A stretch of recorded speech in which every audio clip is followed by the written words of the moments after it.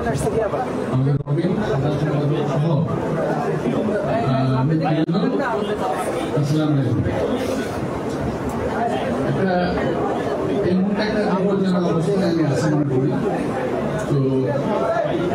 দেখেছি জীবনের অভিজ্ঞতা থেকে যে একটা কথা যখন বলি না, পুরো একটা লাইনের মধ্যে থেকে মাঝ থেকে কয়েকটি শব্দ নিয়ে নিজের মনের মাধ্যমে দিয়ে সাংবাদিক ভাইয়েরা এমনভাবে বিকৃত করে, অর্থাৎ আমার বক্তব্য অবস্থা শেষ। দয়া করে এই কাজটি করবেন না। আপনাদের আজকে আমাদের জানিয়েছে আমাদের ছোট ভাইরা, আমাদের মজুর যারা, আমি ঢাকা মহানগর কথা বলি, আমি শুভেচ্ছা জানাচ্ছি এবং অত্যন্ত একটা ভালো কাজ করি যেটা আমাদেরকে আমন্ত্রণ জানিয়েছে আজকে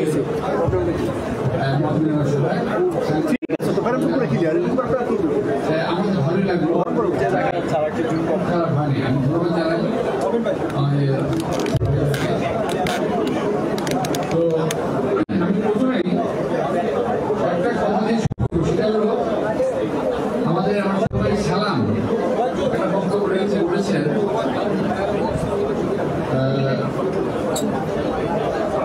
নির্বাচনের কথা যে আমরা নির্বাচন চাচ্ছি, তেমন নির্বাচন দিলে বিএনপি ফল চলে যাবে।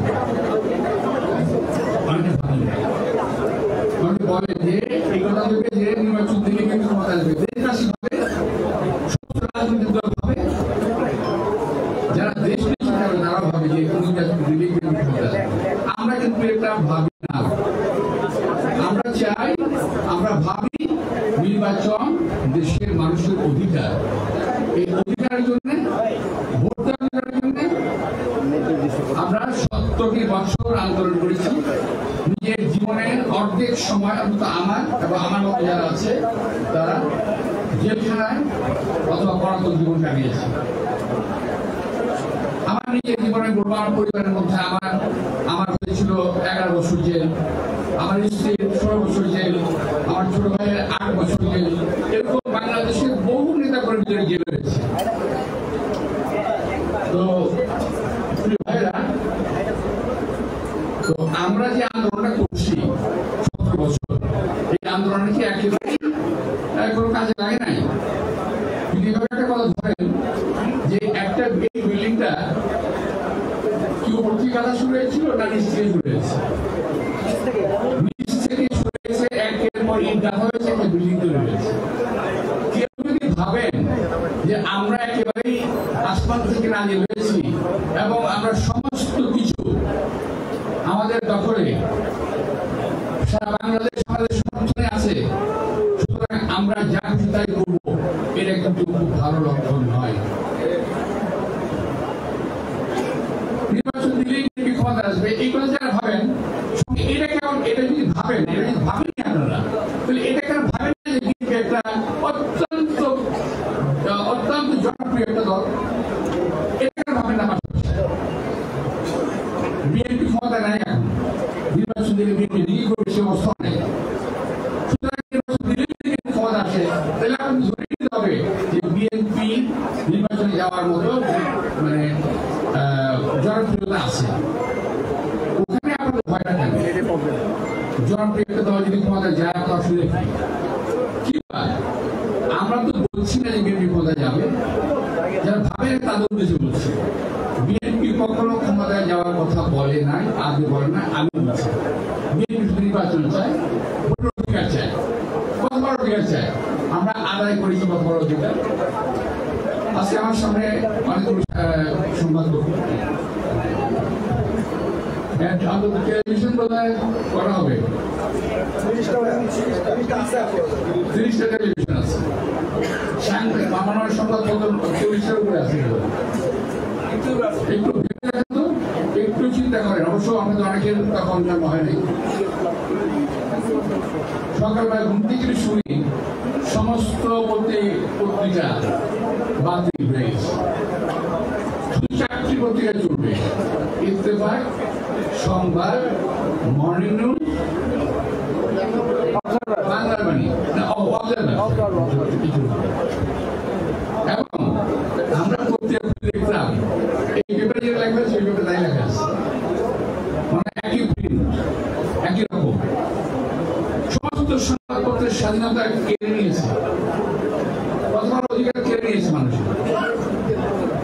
আজকে এই যে এত সাংবাদিক, এত সংবাদপত্র, এতে অনেক বেকার সমস্যার সমাধান হয়েছে না?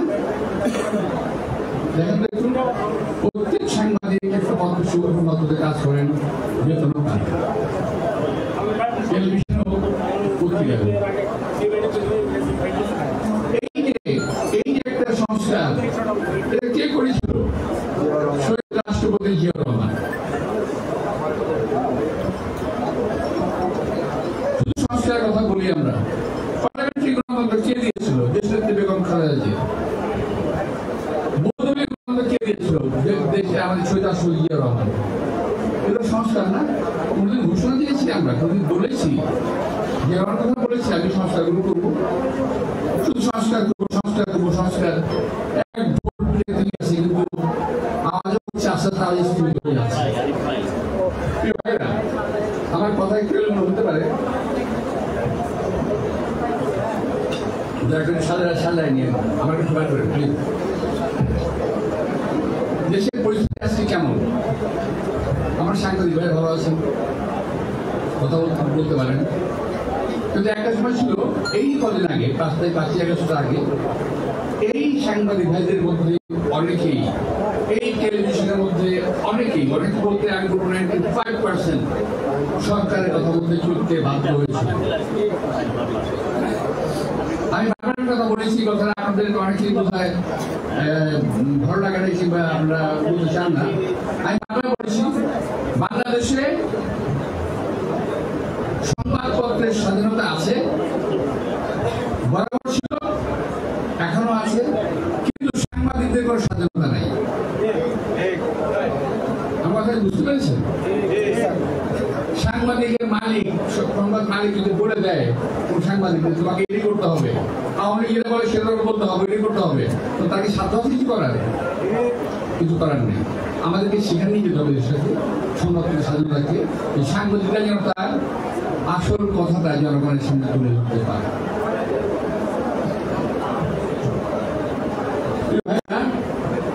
সংস্কার কথা বলছেন, করেন, আমাদের কোনো আপত্তি নেই, আগে করেন, কিন্তু যথাসময়ে দেশের মানুষের প্রত্যাশা নিয়ে নির্বাচন দেবেন। কিন্তু তার আগে আমরা আমাদের অবস্থান থেকে বারবার বলেছি যে আওয়ামী লীগের প্রেতাত্মাকে রেখে হাসিনা চলে গেছে, তার প্রেতাত্মারা সব রয়ে গেছে। আমার সামনে এখন 8 জনের নাম আছে, আমি আর বলবো না, সবাই সচিব হিসেবে আজকে মন্ত্রণালয়ে অবস্থান করছে। আবার সবচেয়ে আশ্চর্যজনক বিষয় হলো, এত কথার পরও, এত বিরোধিতার পরও মাত্র 2 দিন অথবা 3 দিন আগে সচিবালয়ে আরেকজন প্রাক্তন সচিবকে, রিটায়ার্ড সচিবকে, বাকশালী সচিবকে নিয়োগ দেওয়া হয়েছে কন্ট্রাক্টে, এই কয়েকদিন আগে, আজকে আবার পরশুদিন। এখন বাকশালের প্রেতাত্মাকে বগল দাওয়া করে নিয়ে আমরা কি সংস্কার করবেন? জাতির কাছে প্রশ্ন জাগে, আমার কাছে প্রশ্ন জাগে, আমরা কি আওয়ামী লীগকে আবার ফিরিয়ে আনার আশা করে দিচ্ছি? এই আজকে বিবেক বৈষম্যমূলক কথাবার্তা বলা হচ্ছে। এই কিছুক্ষণ আগে আমাদের ছোট ভাইকে বলা যাবে না, এখন আমাদের ছেলেরা যারা নাকি আন্দোলনের স্ফুলিঙ্গ হিসেবে কাজ করেছে 5ই আগস্ট, এককভাবে তারা এই আন্দোলনকে নিজেদের করে নিতে চায়। কিন্তু আপনারা দেখেছেন, আমরাও দেখেছি, আমরাও জানি যে যখন বিশ্ববিদ্যালয়ের আন্দোলন প্রায় নিবিড়, তখন কিন্তু প্রাইভেট যে আমাদের বিশ্ববিদ্যালয়গুলো আছে, প্রাইভেট বিশ্ববিদ্যালয়গুলো সামনে এগিয়ে আসে, সাধারণ মানুষ সামনে এগিয়ে আসে, আমরা এগিয়ে যাই। আমাদের বিএনপি রাজনৈতিক কর্মী 462 জন মারা গেছে, এর মধ্যে 462 জন বিএনপি কর্মী মারা গেছে। তো নিশ্চয়ই নেতৃত্বে একজন থাকবে, পিছনে হাজারো লোক থাকবে, কিন্তু এককভাবে কেউ কারো দাবি করা ঠিক না। এতে কিন্তু জনগণের বিভেদ সৃষ্টি হবে, একের প্রতি অপরের বিদ্বেষ সৃষ্টি হবে। এই যে আমার কথা বলতে হচ্ছে, আমি এই কথাটা বলতে বাধ্য এই কারণে ৭১ সালে মুক্তিযুদ্ধে অংশগ্রহণ করেছি এবং সেটা একবারে ফ্রন্ট ফাইটে অংশগ্রহণ করেছি, মুখোমুখি যুদ্ধে সামনাসামনি। আমার সঙ্গে বহু সহকর্মী ৭১-এ মারা গেছে, আমার বন্ধু বান্ধব মারা গেছে, প্রায় ৩ লক্ষ শহীদ হয়েছে। শহীদের রক্তের দিয়ে লেখা যে সংবিধান, সেই সংবিধানকে যখন কবর দেওয়ার কথা বলা হয় তখন কিন্তু আমাদের কষ্ট লাগে। আমরা তোমাদের সিনিয়র হিসেবে, তোমাদের হিসেবে আমরা কষ্ট পাই যে এটা কি করছে, কোথায় এইভাবে কি হলো। ওই সংবিধানে যদি খারাপ কিছু থাকে নিশ্চয়ই সেটা বাতিল করবো। যদি নতুন করে সংবিধান লিখতে হয় তাও তো লিখতে হবে আগের অমুক সালের সংবিধান বাতিল করে এই সংবিধান জারি করা হলো, এটা তো লিখতে হবে। সুতরাং এই সংবিধানকে সংশোধন করা যাবে। আমি আগের বক্তব্য একবার বলেছিলাম, একজন খুব আমার উপর ক্ষিপ্ত হয়ে গেছেন, যিনি আমাদের আরেক ছোট ভাই, আমার অত্যন্ত প্রিয়, উনি বাইরে থেকে দেশকে পরিচালনা করার চেষ্টা করছেন, আমার ছাত্র ভাইদের পরিচালনা করার চেষ্টা করছেন। উনি খুব ক্ষিপ্ত হয়ে গেছেন। আমি বলেছিলাম যে সংবিধান একটি রাগ খাতা নয়, ছুঁড়ে। তা আমি বলবো আজকে যাদের যদি কেউ বুঝতে পারে আমাদের সংসদের কাছে যারা ঘোষণা দিয়েছেন, বৈষম্য ছাত্র ভাইদের কাছে, সংসদের কাছে অনুরোধ জানাবো কথাগুলো বোঝার চেষ্টা করবেন।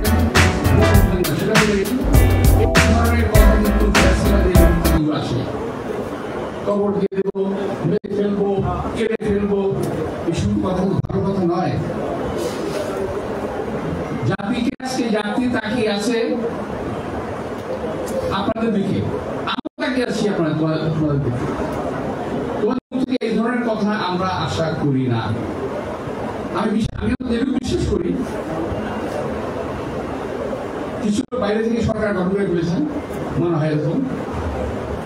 তারা আবার বলেন যে আমাদের সঙ্গে এদেশে কথাবার্তা হয় এবং তাদের কথাবার্তা যে ধাঁচ, আজকে আমাদের ছাত্র ভাইদের কথাবার্তা যে ধাঁচ একই রকম। আমরা কি তাহলে ৭১ সালে কি করলাম?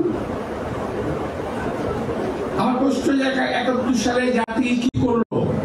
আমরা কি অন্যায় করেছিলাম? আমি জানি একটা পক্ষ বলবে যে হ্যাঁ, ওই দিন পাকিস্তান থেকে বাংলাদেশ স্বাধীন করে আপনার অন্যায় করেছে, বলতে পারেন, স্বাধীনতা আছে। কিন্তু আমরা কি অন্যায় করেছিলাম যুদ্ধ করে এই দেশকে স্বাধীন করে? ৫ সাল কায়েম করলো আওয়ামী লীগ, হাসিনা দেশটাকে ১৫ বছরে শেষ করে দিল। আমি কালকে বলেছি প্রায় ভারতের অঙ্গরাজ্যে পরিণত করেছিল। এখান থেকে উদ্ধার করার জন্য তো আমরা ১৭ বছর আন্দোলন করছি। আমাদের আন্দোলনের, আমাদের কথা কোনো মূল্য নাই। এককভাবে কোন মতামত না নিয়ে, সিনিয়রদের সঙ্গে কথা না বলে এই কথা বলে যাবে ঠিক হলো? আমি ৭২-এর সংবিধানের সমর্থক নই, আমি ৭১-এর মুক্তিযুদ্ধের রক্তের সমর্থক। আমি মুক্তিযুদ্ধ হয়েছিল বলেই এই সংবিধান, যদি মুক্তিযুদ্ধটা যদি ৭১-এর আগেই শেষ হয়ে যেত, অর্থাৎ ৭১-এর প্রথম দিন শেষ হয়ে যেত, তাহলে সংবিধান লেখা হতো বোধ হয় ৭১-ই। কি করতেন? ডিসেম্বরে আত্মসমর্পণ করলো, তো সুতরাং এই সংবিধানটা করতে হলো। তখনও পাইছে সংবিধান করতে হলো, দেশ শুদ্ধ হতো। এইভাবে দেশ সরা যায় না, এখন যেমন করতেছি এভাবে একটা দেশ সরা। সুতরাং প্রিয় ভাইয়েরা, আজকে আওয়ামী লীগের দোসরদেরকে মন্ত্রণালয়ে রেখে এই যে আগুন লেগেছে না কয়েকদিন আগে এখানে মন্ত্রণালয়ে, তারা কিন্তু আরেকটা আগুন লেগেছিল, জানেন না এটা? ওই যে শ্রীপুরের বাড়ির মতো আগুন লেগেছিল, মাল বহনকারী বাড়ির মধ্যে 7 দিন পর 2টা বাড়িতে আগুন লেগেছিল। আনসার বিদ্রোহ আরো কত কিছু হবে, কত কিছু হওয়ার সুযোগ আমরা দিচ্ছি এবং দেবো। কেন? জাতিকে এবং দেশকে দয়া করে বিভেদের দিকে ঠেলে দেবেন না। আমি অনেক কাজ করেছি, অনেক ভালো কাজ করেছি, যদি বলি আমি শেয়ার করবো, কিন্তু আমার ভালো কাজ করার বিনিময়ে আমার দেশ এবং জাতিকে আমি বিভক্ত করতে পারি না। সুতরাং প্রিয় ভাইরা, আজকে এই সমস্ত কথাবার্তা আমরা বুঝি, আমরা জানি এই বয়সটা আমাদের ছিল, এই 26 বছর বয়স, 25 বছর বয়স, 30 বছর বয়স। আমার তো একবারে 26 বছর বয়স হয় নাই, একদিন থেকে শুরু হয়েছে, এক মুহূর্তে শুরু করতে আজকে আমাদের 75 বয়স হচ্ছে। তোমাদের একদিন হবে, বুঝতে পারবে। সেদিন যদি কেউ বলে যে আমরা তোমাদের এই সঙ্গে ছুঁড়ে ফেলে দিলাম, তখন তোমাদের কেমন লাগবে? সেদিন যদি আছে বলে, কিংবা দুদিন পরে যদি কেউ বলে যে তোমাদের সঙ্গে ছুঁড়ে ফেলে দিলাম, তোমাদের মতো কেউ আবার চলে আসে নতুন করে, তখন কি হবে? সুতরাং কথাবার্তা বলার সময় একটা জিনিস মাথায় রাখতে হবে যে আমাদের দেশের একটা ভালো প্রতিবেশী নাই। একটু মাথায় রাখতে হবে যে আমাদের দেশের পাশে যারা আছে তারা কখনো বাংলাদেশকে স্থির থাকতে দিতে চায় না। আমাদের মনে রাখতে হবে যে আমরা ওদের সুযোগ দিতে চাই না, কিন্তু দেবো না। আজকে বাংলাদেশ নিয়ে কথা বলতেছে, কেউ কেউ তো চট্টগ্রাম নিয়ে যায়, কেউ লালমনিরহাট নিয়ে যায়, কেউ দিনাজপুর নিয়ে যায়। বাবা, বাংলাদেশ না, সম্ভব না। তো আমি যেটা বলতে যাচ্ছি এখন, আমাদের এই যে আগুন, এই যে বিদ্রোহ, এই আনসার বিদ্রোহ ইত্যাদি ইত্যাদি, এই সমস্ত বিষয়গুলো এমনি হচ্ছে না, কাউকে হচ্ছে না, কেউ না কেউ উস্কানি দিচ্ছে এবং তারা সচিবালয়ে বসে আছে এবং তারা আজকে এই যারা এখানে উপদেষ্টা বিন্দু আছেন তাদের সহযোগী হয়ে আছেন। কারণ কেউ এই সচিব আছে, সবাই কিন্তু আমরা ছিল, এরকম মাথায় রাখতে হবে। আচ্ছা, এবার আমি একটু অন্য কথায় আছি। যে বলতে বলছি ভাই, প্রধানত একটু সাদা লিখি না, কিন্তু খবর আছে আবার। তো এই আমাদের এই সালাম বলেছে শুধু ভাই, আবার কি জানি আগে বলেছে আমাদের সাংবাদিকদের সঙ্গে আমাদের রিলেশনটা, এই রিলেশনের কথা। তো সাংবাদিকরা ভাই, যখন কোন সাংবাদিক, আপনাদের মনে আছে আমি অনেক গ্রেপ্তার হয়েছিলাম না? কেন গ্রেপ্তার জানেন? এটা আমার জানা আপনাদের, এটা দরকার নেই, কোন জায়গায় ভিতরে রেখে দিয়ে অনেক কথাগুলো বাস্তব। আমাকে অ্যারেস্ট করে নিয়ে গেল, আমাকে আপনার কি আমি অ্যারেস্ট নিয়ে গেলাম না, আমি আমাকে স্যান্ডাল করা হলো, আমি করি নাই। আমি বলি ঠিক আছে, আমি দুদুকে আমার এই আত্মসম্পর্ক করলাম, দুদুকে গিয়ে আমি আমার সংবাদ সংবাদ জমা দিলাম। তখন গিয়ে দেখি ওখানে অনেক সাংবাদিক মির্জাফর গ্রেপ্তার হবে, কত মজার সংবাদ, সুতরাং ছাপতে হবে। আমি নামগুলো বলবো না, এখানে অনেকেই আছে। এবং প্রত্যেকটা সংবাদপত্রের মালিক ছিল ভূমিদস্যু। আমি সরি বলছি, প্রত্যেকটা আমি বলতে পারি, এবং প্রত্যেকেই আমার দ্বারা আক্রান্ত। আমি সবাইকে ধরেছিলাম, আমি একটা নাম বলতে পারি, আমি সবাইকে ধরেছিলাম, আটকে দিয়েছিলাম। ফলে সমস্ত সাংবাদিকরা আমার বিরুদ্ধে করলো, এমন একটা লিখলো, সবাই ভাবলো খাই সেদিন আব্বাস কি জানি কত টাকার মালিক, 20,000 কোটি টাকা খুঁজে বাইরে বেরিয়ে গেল। আমরা 20,000 কোটি টাকা আছে, টাকা বেরিয়ে গেল, বন্ধুত্ব যা করলো সে হারিয়ে গেল। আমি যেটা বলছিলাম, তো সংবাদপত্র ভাইদেরকে বলবো এই সমস্ত জায়গাগুলোতে সাবধান থাকে। একজন লোকের চরিত্র হরণ না করাই হবে, যাতে একজন লোকের যেটা আমি কথা বলছি যে আমাদের পরিবার পরিজন আছে, আমার একটা সংবাদ দেবেন না, দিলে যাতে আমরা আমাদের নিজে বিপদ হয়ে ভালো কথা, কিন্তু পরিবার বিপদ হবে এমন সংবাদ না দেওয়াই হবে। ওই প্লটের কথা বললেন না, শহীদ রাষ্ট্রপতি জিয়া রহমান প্রথম কাল শীতের প্লট দেয়, ওই সময় গিয়াস কামাল চৌধুরী ছিল আপনাদের সাংবাদিক অ্যাসোসিয়েশনের প্রেসিডেন্ট, ওনারা রিকোয়েস্ট দেয় এবং আমি তখন সম্ভবত কমিশনে ছিলাম। আমি গেছিলাম জায়গাটাতে শহীদ অনুষ্ঠান ওখানে। অতপর যখন সাংবাদিক ভাইরা আসেন আমার কাছে থেকে আসছিল,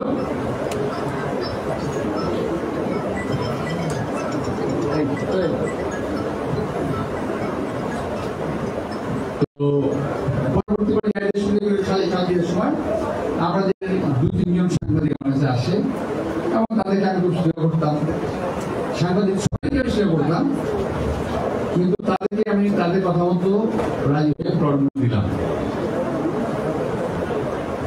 জানেন কি আশ্চর্য ব্যাপার, আমার বিরুদ্ধে মামলা কিন্তু এখনো চালু। আমি নেক্সট যে ডেট আমার আছে এই মামলা নেক্সট তারিখ আমি ধরবে করবে, আমি আপনাকে আমন্ত্রণ জানাবো, আপনারা সবাই থাকবেন। যে একটা কথা ভুল মামলা হতে পারে, 200 সাংবাদিক প্লট পেয়েছেন, 280 সাংবাদিক প্লট পেয়েছে, একা আমি আসামি, একা আমি প্লট দিয়েছি। যারা বেনিফিশিয়ারি তারা কেউ আসামি নেই, আর যারা বেনিফিশিয়ারি তারা দেখে যে মামলা আমাকে গ্রেফতার করা হলো, একটি কথা শোনা করতে দেখেন, এই মামলা করে হাজির দিতে হয়, একটি কথা শোনা করতে দেখা হয় না। তো ভাই ওরা আমার কথাকে আসছিল যে আমাদের একটা প্রোগ্রাম আছে, আপনি যাবেন। আমি ওদেরকে খুব, আপনি জানেন আমি একটু ঢাকার মানুষ, তো সরি আমি খুব ওদেরকে রাগ করে কথা বললাম, ভীষণ ভাবে এই কথা বলছিলাম, এই কথা বলি তোমার কথা ছিল এত কেন আসছো, আর কথা বলেন। তো আমি ওদের নামগুলো আমি কানে কানে বলে তোমাদের এখন না। তো যাই হোক, এখন তোমাদের যেটা কথা বলি যে সাংবাদিক এখনো প্লট পায় নাই, আমাদেরকে আমার প্লট দেওয়ার ক্ষমতা নেই এই মুহূর্তে। আমি তো দৃঢ়ভাবে বিশ্বাস করি আগামী দিনে এমন মধ্যে আসবে না যে সাংবাদিক প্লট দেবে, এটা বলে দিচ্ছে। এত সহজ না, এত এটার জন্য ভাই বুকে জোর লাগে, মনে সাহস লাগে। তো যাই হোক, আমি সবাইকে আবার অনুরোধ করছি যে দয়া করে একটা শেষ করি। প্রথমত আন্দোলন 24-এর আন্দোলনকে কেউ ব্র্যান্ডিং করার চেষ্টা করবে, কেউ জাতিকে আপনাদের বক্তব্যের মাধ্যমে, অহংকারী বক্তব্যের মাধ্যমে, যে অহংকারকে আল্লাহ তাআলা পছন্দ করেন না। যিনি আজকে বক্তব্য দিয়েছেন তাকে অনুরোধ জানাবো, আমাদের সন্তান টেলিভিশনের ক্যামেরায় দেখেন আপনি কি বলেছেন এবং এই কথাটা কি ধর্মীয়ভাবে চলে কিনা। অহংকার আল্লাহ তাআলা পছন্দ করেন না। অহংকার করেছিল, পতন হয়ে গেছে।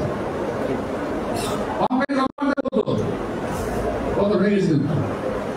সুতরাং এমন কথা না বলাই ভালো যে কথাবার্তা আল্লাহ তাআলা পছন্দ করেন না, এমন কথা না বলাই ভালো যে কথা দেশের মানুষ পছন্দ করবে না। জাতির ভিতরে দয়া করে আপনার বিভক্তি আনবেন না।